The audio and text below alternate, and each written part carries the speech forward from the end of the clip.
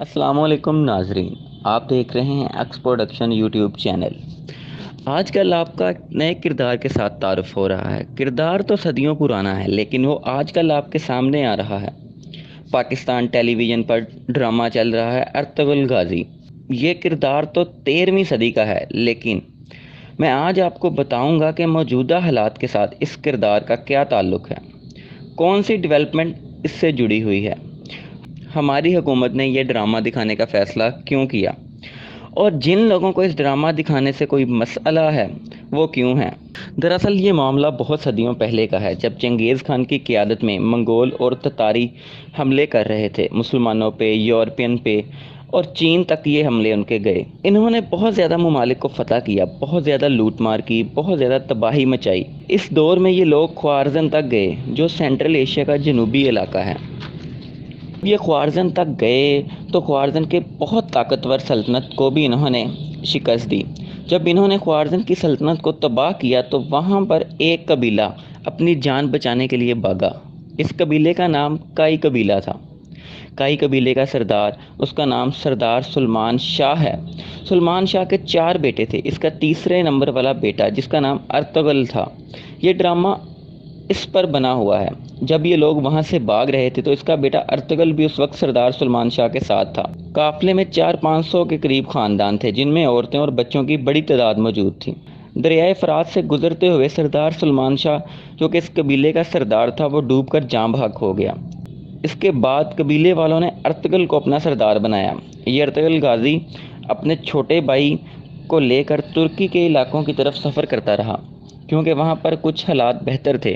جب یہ انقرہ کے قریب جنگل سے نکلے تو انہوں نے دیکھا کہ سامنے 2 فوجیں لڑ رہی ہیں، جن میں ایک فوج تو علاء الدین کی ہے، جو وہاں کا حکمران ہے، اور دوسری فوج تتاریوں کی تھی۔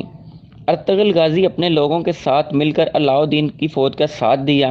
یہ لوگ بہت بہادری سے لڑے اور علاء الدین ہاری ہوئی جنگ جیت گیا۔ اس کے بعد علاء الدین نے اس شرط پر انہیں وہاں رہنے کی اجازت دی کہ یہ اس کے ساتھ مل کے اس کے دشمنوں کا مقابلہ کریں گے۔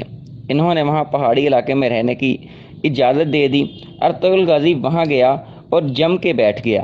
ارطغرل غازی نے ایک خواب دیکھا تھا۔ خواب میں ارطغرل نے چاند دیکھا تھا، ایک درخت دیکھا تھا جس کی شاخیں پوری دنیا تک پھیلی ہوئی تھیں۔ اس کے مرشد نے اسے بتایا کہ تم ایک بہت بڑی سلطنت قائم کرو گے، تم اسلام کے لیے کام کرو گے، تمہیں چن لیا گیا ہے۔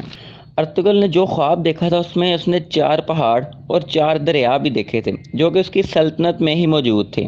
دریاؤں میں دریائے دجلہ، دریائے فرات، دریائے نیل اور دریائے لکپت شامل تھے۔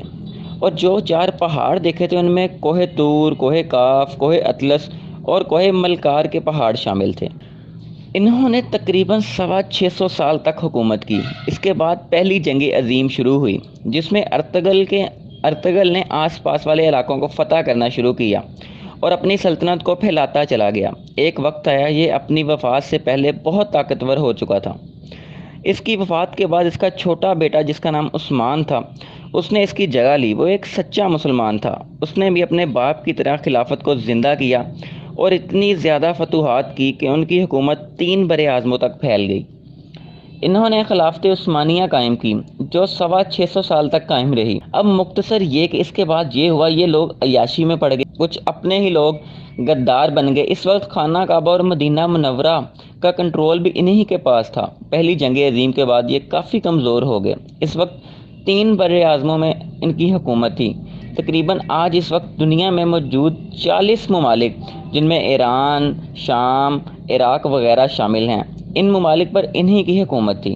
پہلی جنگ عظیم کے بعد دنیا 2 حصوں میں تقسیم ہوئی، ایک برطانیہ اور اس کے اتحادی، اور دوسری طرف جرمنی اور ترک، جو اپنی خلافت عثمانیہ کو بچانے کے لیے لڑ رہے تھے۔ مختصر یہ کہ ترک یہ جنگ ہار گئے۔ جنگ ہارنے کے بعد بہت سارے معاہدے طے پائے، جس کی وجہ سے بہت سارے علاقے آزاد ہوئے، جن میں سعودیہ، مصر، شام وغیرہ شامل تھے۔ جب جرمنی نے جنگ بندی کی درخواست کی تو اس وقت جو فائنل معاہدہ طے پایا وہ یہ تھا۔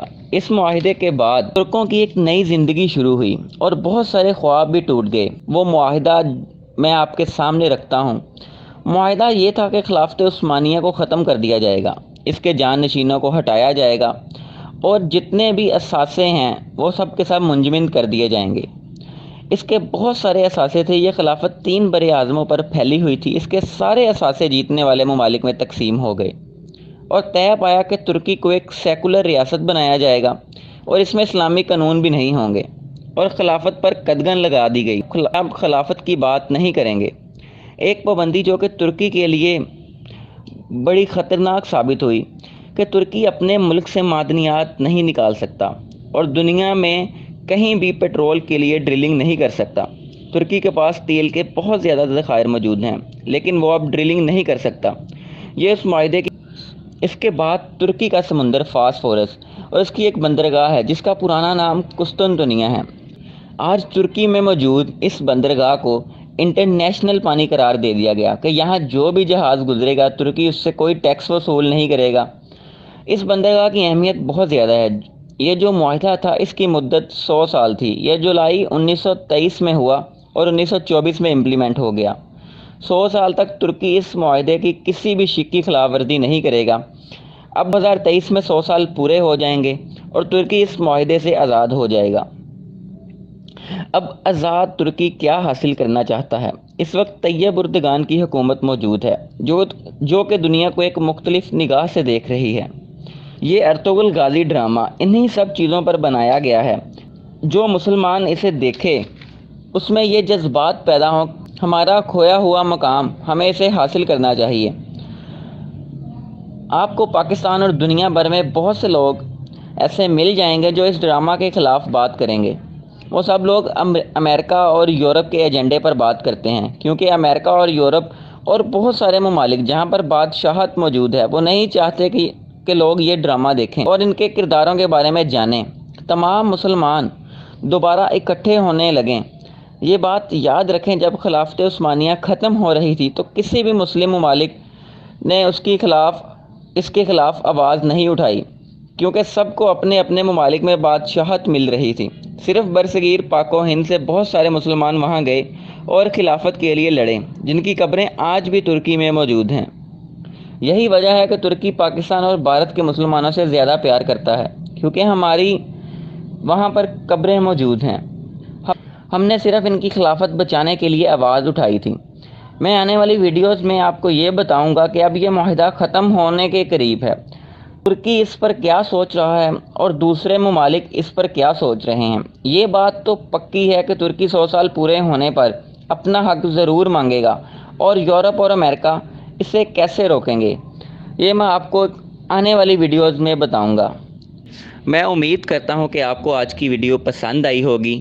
آپ سے ملاقات ہوگی اب آنے والی ویڈیوز میں۔ تب تک کے لیے دیجیے اجازت۔ اللہ نگہبان۔